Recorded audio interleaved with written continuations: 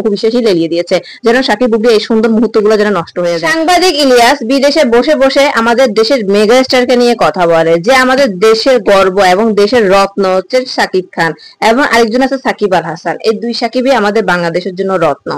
আমাদের দেশের বাংলাদেশের মেগা স্টারকে বলে এ+ সুপারস্টার। এমন সে অনেক বিকৃত ভাবে লিখেছেন। সে যে বানান লিখতে পারে না, সে যে অশিক্ষিত তা না, সে শিক্ষিত, কিন্তু সেগুলো ব্যঙ্গ করে করে লিখেছেন আমাদের সাকিব খানকে নিয়ে।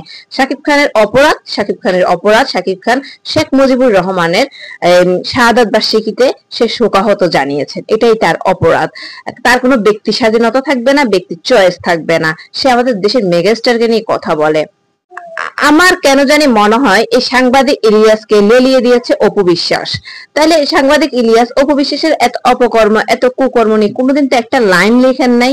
এই যে অপু বিশ্বাস আওয়ামী লীগের সময় আওয়ামী লীগের দল থেকে অনেক সুযোগ সুবিধা নিয়েছে, এখন পল্টে নিয়েছে, বা এই যে ছাত্র আন্দোলনের সময় সে তার জামাইকে নিয়ে মাইকিং নিয়ে করেছিল, একটাও প্রতিবাদ করেনি। আপনারা তো সবাইকে নিয়ে পোস্ট করেছেন, কই অপু বিশ্বাসকে নিয়ে আপনি একটা পোস্ট করেনি? তার মানে অপু বিশ্বাসের সাথে সাংবাদিক ইলিয়াসের ভালো সম্পর্ক আছে।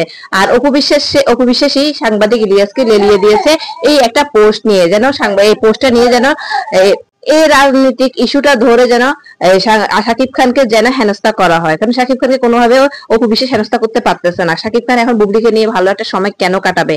এই সময়টাকে যেভাবে হোক নষ্ট করতে হবে। অপু বিশ্বাসের এই চাওয়া পাওয়া, অপু বিশ্বাসের স্বপ্নটা পূরণ হয়েছে। অপু বিশ্বাস কোনোভাবে বুবলি এবং শাকিব খানকে ভালো সময় পার করতে দিবে না, একটা ভালো কোয়ালিটি টাইম স্পেন্ড করতে দিবে না।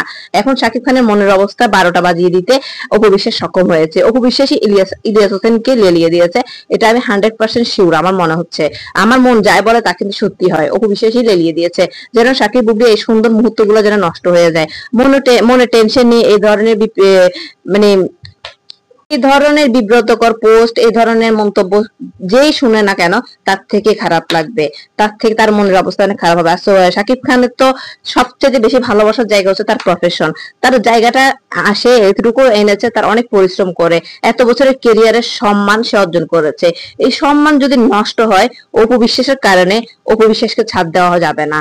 আর সাংবাদিক ইলিয়াস কোন দলে সেটাও এখনো পর্যন্ত নিশ্চিত না। সে জামাতও না, বিএনপিও না, এনসিপিও না, সে তো আওয়ামী লীগে না। সে কোন দলে সেটাই বোঝা যায় না।